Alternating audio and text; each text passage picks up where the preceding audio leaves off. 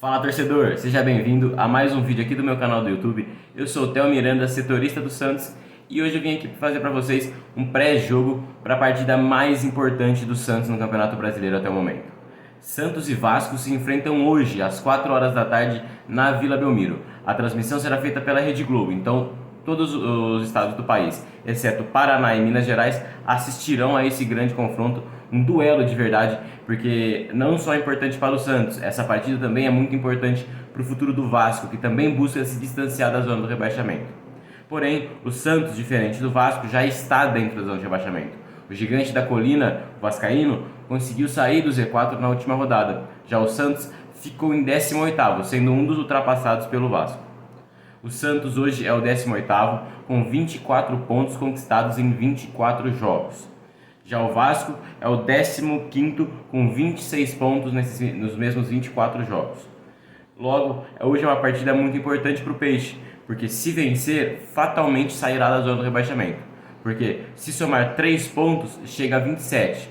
Já ultrapassando o próprio Vasco, que se perder não soma pontos e fica nos 26, e ultrapassando o Bahia, que ontem perdeu para o Flamengo e estagnou nos 25 pontos. Então o Santos ultrapassa no mínimo 2 equipes e, se vencer o Vasco, sai da zona de rebaixamento, pelo menos nessa rodada. Agora, no melhor dos cenários, além do Santos vencer o Vasco, o Goiás também perderia para o Botafogo, líder do campeonato. Assim, o Santos ultrapassaria 3 times e encerraria a rodada em 15º colocado, com apenas 2 pontos de distância para o 14º, que é o Internacional, que é uma equipe que está na semifinal do Campeonato Brasileiro e pode da Copa Libertadores, e pode começar a poupar alguns atletas e de vez em quando acabar cedendo alguns pontos. Então, o jogo de hoje, uma vitória, seria fundamental para o Santos respirar e, quem sabe, se tranquilizar no Campeonato Brasileiro. De qualquer forma, você estando fora da zona do rebaixamento, você pode estar, que seja, empatado com o primeiro que está dentro do Z4. Você se sente mais tranquilo, o clima é outro, o espírito da partida é diferente. Você tem um trabalho mais tranquilo, a cabeça no lugar, consegue ver as coisas com mais clareza. Então, para o Santos, sair do Z4 hoje é fundamental. O Vasco, que vem de 3 jogos, em 3 vitórias seguidas, onde marcou 10 gols e sofreu apenas 4. Então o gigante da colina está numa crescente muito boa. A chegada do Payet, do Paulinho Paulo e do Vegetti foram fundamentais para a alavancada do Vasco. São peças-chave. Hoje o Vasco perde um de seus reforços que tinha chegado no meio do ano, que é o Rossi, que não vai jogar, vai desfalcar o Vasco. Quem vem no lugar dele é o Gabriel Peck, que vem começando muitas partidas no banco de reservas. Porém, sempre que entra, faz gol e se destaca. Então o Santos tem que tomar cuidado. O Vasco não é um time ruim. O Vasco melhorou muito no campeonato. É uma equipe forte e perigosa. Por outro lado, o Santos vem de uma vitória emocionante, numa partida muito importante no campeonato.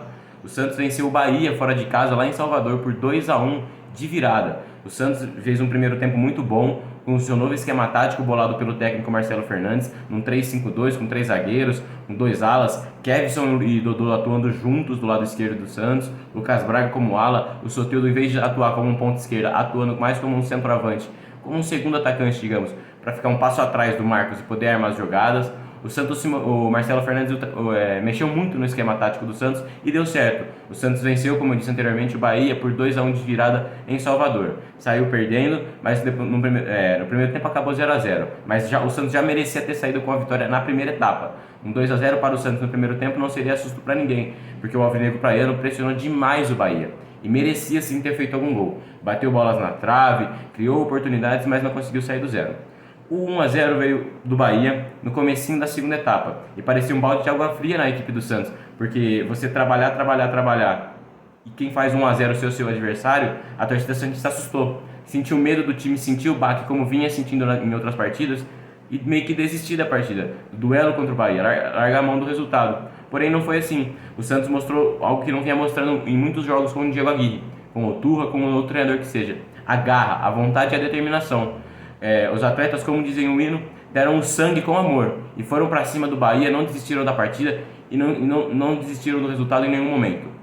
Marcos Leonardo foi quem empatou a partida após uma cobrança ensaiada com um desvio de cabeça do Joaquim para o meio da área, uma cobrança ensaiada, é muito importante destacar isso. O Marcelo Fernandes, em uma semana de treinamento, bolou uma jogada ensaiada que foi refeita no primeiro tempo, não deu certo, mas no segundo tempo foi refeita e dessa vez a bola entrou. Então é muito importante destacar esse ponto positivo do treinador santista. Após o Joaquim desviar para o meio da área, o Marcos Leonardo ficou com o gol aberto e isso foi assim, desempatando a partida para o Peixe de cabeça. Porém, quem seria o herói não seria o Marcos, que vem fazendo uma grande temporada pelo Santos. O herói da partida seria o argentino Julio Furch, que novamente estava no banco de reservas e entra para resolver a partida. Furch precisou de apenas 3 minutos em campo.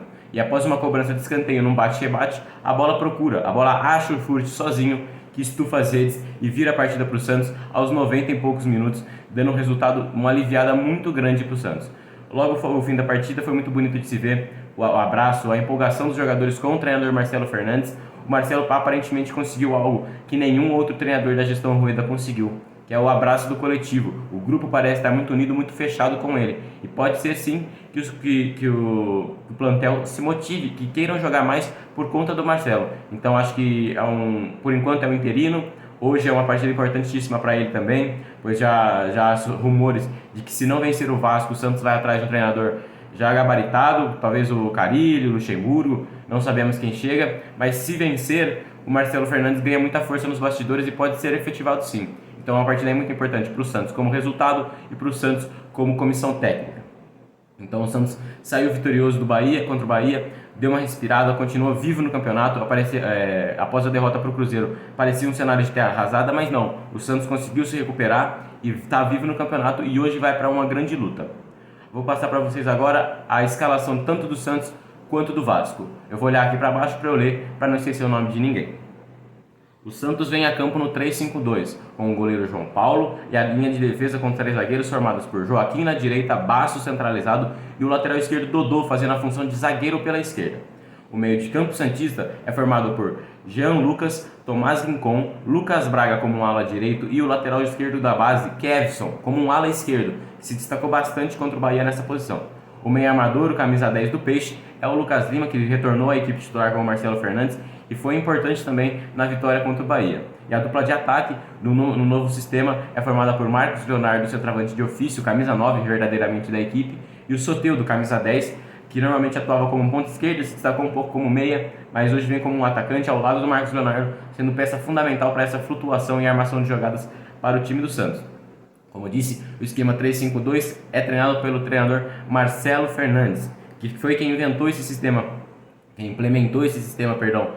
contra o Bahia e funcionou. Ele insiste em manter a mesma escalação e a mesma formação, já que time que está ganhando não se mexe. O Santos demorou muito para conseguir engrenar um sistema e agora que aparentemente acertou contra o Bahia, vai tentar manter para tentar o resultado positivo contra o Vasco também. Agora eu vou passar para vocês o time do Vasco, que é treinado pelo técnico Ramon Dias, vem num 4-3-2-1, uma formação de certa forma segura, não é retranca, uma formação segura que dá uma firmeza maior no sistema defensivo, mas que tem bons nomes no setor ofensivo. O Vasco pode abusar sim de cruzamentos na área, porque tem a grande capacidade do Vegetti de cabecear e finalizar para o gol, e tem o Gabriel Peck, que é um ponta de velocidade. Claro que não podemos esquecer da qualidade dos passes do Payet, né? Que é um jogador diferenciado, que ainda não está na melhor forma física, deve jogar, por exemplo, apenas o primeiro tempo e ser substituído, mas pode fazer a diferença. É um atleta que, além de levar perigo, chama a atenção da defesa santista. O Santos tem que tomar cuidado. Acho que o Payet é o atleta de mais nome,